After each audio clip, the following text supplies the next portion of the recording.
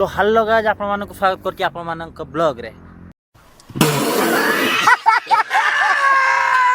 तो जेमिति कि आपण माने मते जानि जंती किंतु मु आपण मानक जानिनी। गजब बेइज्जती है।